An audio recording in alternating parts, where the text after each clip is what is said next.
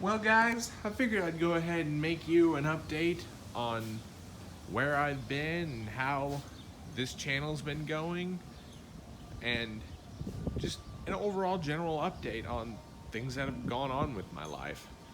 Well, as you all know, I've put off my channel for about a solid year, and coming back, there were a lot more car and truck videos that I've been wanting to make, but a lot of important things in my life has gotten in the way of that. For one, I'm graduating, trying to graduate college. I'm in the process of getting myself moved into my new house, and all on top of that, my grandparents recently passed away, so moving away from their house because they're the ones who actually took me in while I was in college. So big thanks to them, and I'll see them very soon, one day in my life, probably about 60 years from now. But anyway, that's besides the point. I'm here to do an update on my personal daily driver, this 2006 Chevy Silverado 1500 LS that I've owned for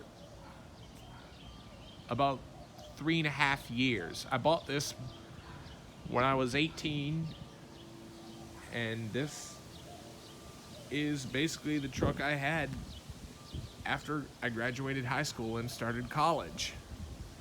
And I bought it with only 74,000 miles on the odometer. Now it has hit over 150,000 miles, and it keeps ticking like a Swiss watch. Can't really talk today.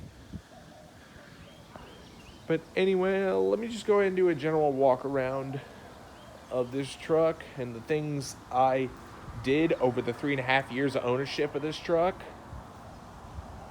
The front end was recent. This is about the third time I've had to have body work done on this thing, thanks to the horrible San Antonio drivers. This, as you can see, has the cutouts in the lower part of the bumper for putting in fog lights, which I'm probably going to end up doing one of these days. But for the time being, those work pretty well for aerodynamics. But anyway, like I said, third time this front end has been worked on. The headlights I actually put on when the truck was at about 101,000 miles. I see it's got stock replacement headlights, and the turn signal lights as well as the daytime running lights are not original. It's you got this LED strip that lights up at night, as well as 3 LEDs along the side accenting your marker light. Looks really good at night.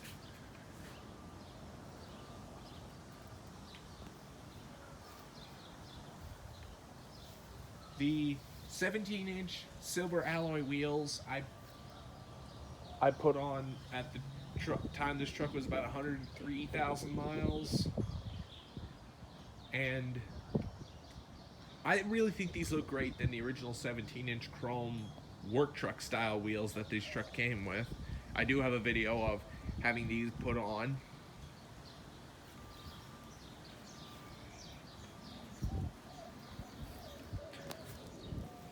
The front driver's door handle was replaced because that's when a deer ran right into the side of me and put a nice big dent on not only the driver's door, but also on the driver's front fender. And then on top of that, I'm starting to lose my side molding. So eventually one of these days, I'm probably just gonna peel off the moldings altogether just to clean up the look. But anyway, yeah, I'm stuck with this, and the door handle had to be replaced.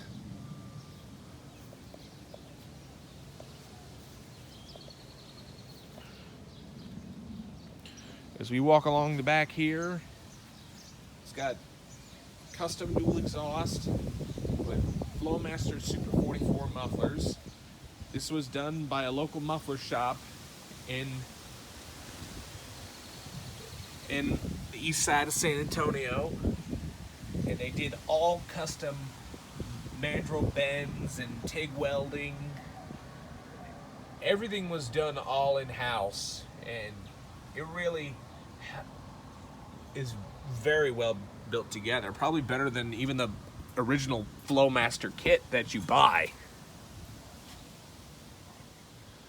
As you can see right here are original stickers I had. You can see I had the Flowmaster sticker right there. It's peeling away. That right there is for a K&N sticker I once had, but I took that off because I no longer have the K&N. And while you're pondering that, right in the center, yes, I am a native Texan and a fan of the Green Bay Packers. Go ahead and roast me in the comments all you want. I don't mind. I like watching good football teams. I do have the stock taillights on it, but you will look closely inside there, and that's because I have upgraded LED bulbs in the taillights, even in the reverse lights. You can barely see. But anyway, I put these on at about 87,000 miles, or come to think of it, it could be the same. I put these on the same time I put on my headlights, but these look very good. They surprisingly have still held up pretty well. If you ask me, I do like the look of stock taillights.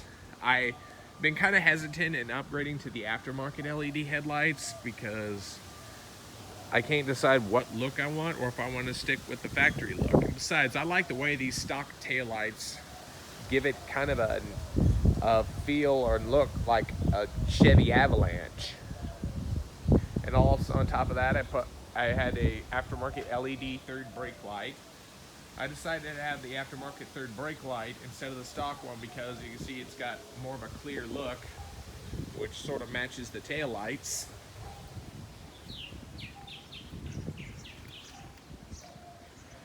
So anyway, we'll go ahead and show you on the interior.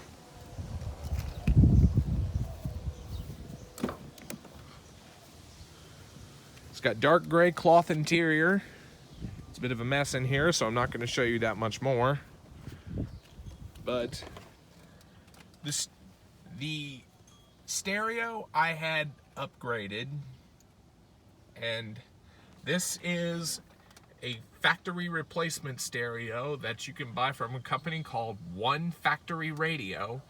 They pretty much take factory Delco Electronics stereo units, and this is the same style that my truck came with. Of course, mine obviously didn't have these features. This button right here is for an aftermarket Bluetooth that One Factory Radio does retrofit into these radios. And also an auxiliary input can be put into these as well. And basically how this works, you have to have the radio on the FM function and then press this to turn on the Bluetooth. You'll hear a chime and look through your Bluetooth settings on your phone. You will come across a setting that says BT dongle, and that is this radio. And also the auxiliary input also works when having the FM function on. But anyway, that was that. Come to think of it, this radio is good if you want a factory look and all. I mostly did this just so I don't have thieves trying to steal this radio. But anyway, I do have the door speakers upgraded as well. These are kind of cheap JVC speakers. They're the only ones I have that work with a factory head unit. And I do have some subs mounted in the back seat. Let me go ahead and see if I can't show you them. I keep a lot of stuff back here. Yeah, I keep a toolbox in handy in case this thing breaks down, which hasn't really, knock on truck.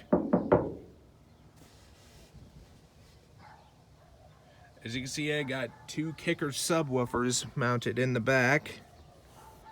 As you can see, they had to remove the whole rear panel right here just to get this box to fit. I might end up trying to trim up the original panel and put it back in. Luckily, they were nice enough to actually keep it for me. But anyway, this stereo sounds really mean. It does have an infinity amp just to power the things. It sounds really good.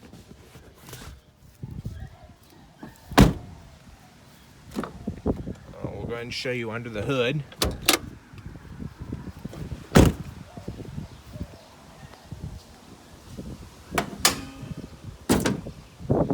Under the hood, we got what I like to call the baby Vortec engine. This is a 4.8 liter LR4 V8. For those of you who haven't heard of the 4.8 engines, basically think of it as a de-stroked 5.3. This engine has all the same components as the 5.3, the heads, the injectors, intake manifold,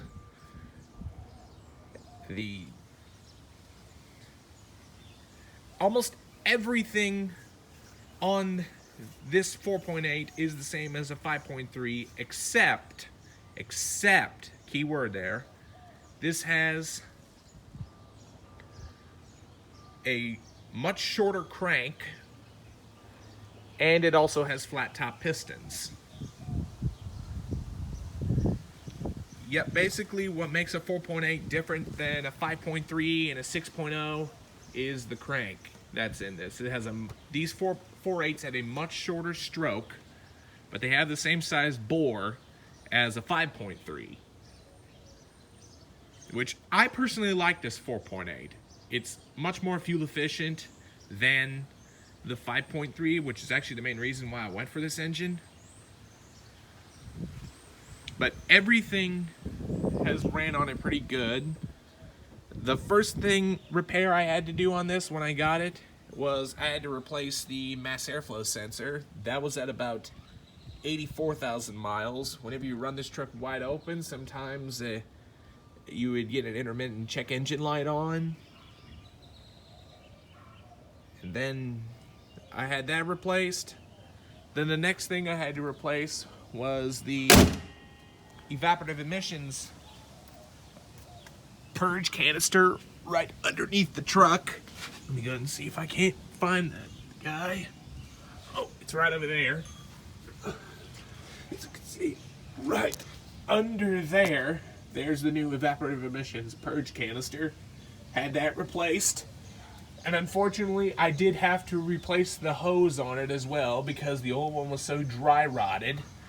But the thing that really bugged me about changing this is the original disconnect hose was discontinued by GM.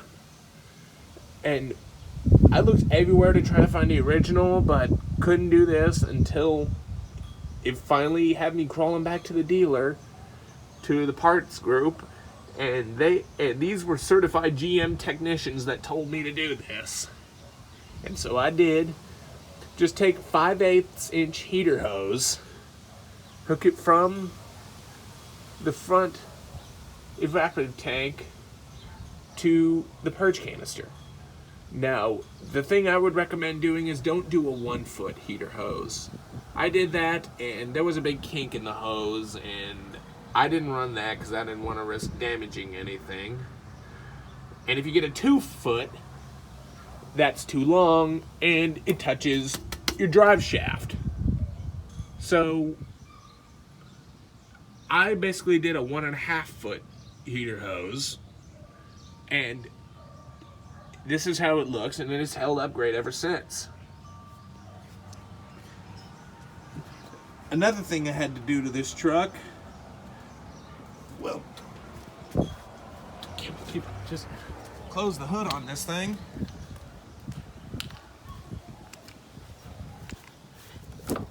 And open that back up. One other thing I had to do to this truck, which, by the way, I did their evaporative emission when I was at 104,000 miles. At 132,000 miles, I started to develop a slow leak in my heater hose, and eventually coolant was dripping on top of number 8 ignition coil, and then pretty much the original coil gave out. Coolant was dripping on top of it, and it damaged that coil, and it was throwing a misfire code, so I had to have replaced. And luckily no coolant has been dripping out of the heater hose yet, so I'm trusting it slowly but surely. Nothing has given out. If this coil fails, I'll know for a fact I will have to fix the heater hose. But that was that. The truck was running good ever since, and at about 152,000 miles, I had to do my oxygen sensors. Well, my upstream ones, that is. And if those of you not familiar with upstream, there are two kinds of oxygen sensors for these trucks. There's upstream and there's downstream. Upstream is basically before the catalytic converter, and let me see if I can show you right there. See right there? There's the upstream oxygen sensor. You can see it's hooked in before the catalytic converter there.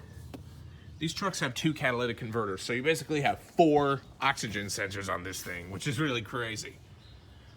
Basically how this works is the driver's side is bank 1, passenger side is bank 2, and so sensor 1 is the upstream, sensor 2 is the downstream. So basically this would be bank 1, sensor 1, bank 1, sensor 1, and bank 1, sensor 2.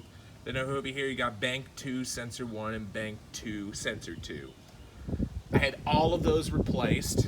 Well, I was mainly throwing the code for the upstream ones, had both those replaced. Let's see if I can't find the upstream one.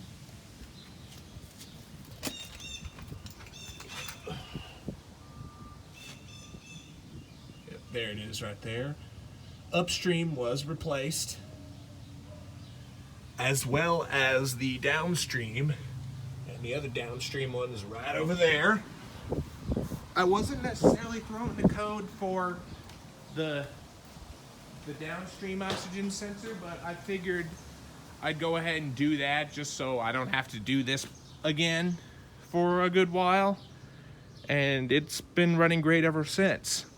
However, another thing I might need to do one of these days, and it's probably going to be its next thing, is I need to give the throttle body a good cleaning. Is every now and then, usually when it's hot, I would get an intermittent stumble upon startup, sometimes on acceleration, so I'm just blaming that on the throttle body for now. I just hope for now I don't have to do my intake manifold gaskets on this thing just yet, because that's a common failure on these 4.8s, 5.3s, and 6 liters. But anyway, this truck has been a solid thing. Hopefully I don't have any more serious issues on this. Knock on truck.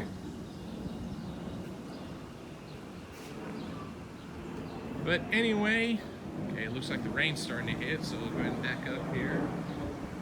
But that was pretty much my update on me, my truck, and there's going to be a big update on this truck here in the future, and I'm just showing you how this truck sits right now.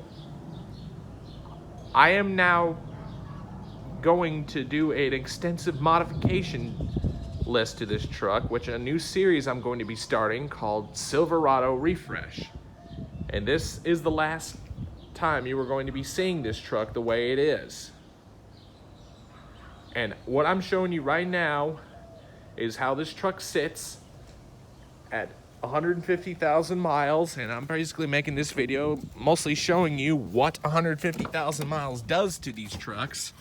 Well, actually my truck currently sits at 157,495. But anyway, be stay And be sure and stay tuned for the new video series called Silverado Refresh, and that'll be me splicing up the look of this truck, and because this farm truck look is kind of getting old on me, so I thought, even though I do like the original look and all, but there's just something inside of me that's snapping, saying to let loose and have fun on this truck. I love this thing. I grew up on these trucks. My dad had an '01. My mom had an '02 Tahoe. My dad also had two 2002 Avalanches. One was a Z71, one was a Z66. And he also had a 2004 crew cab Silverado, which was basically just like this one, only older style front end, and his was that rare Arrival blue color, which I really love. But I hope you enjoyed this update video on me and the truck. Be sure and stay tuned next time. Don't forget to hit that like and subscribe button. Thanks for watching, and we'll see you next time.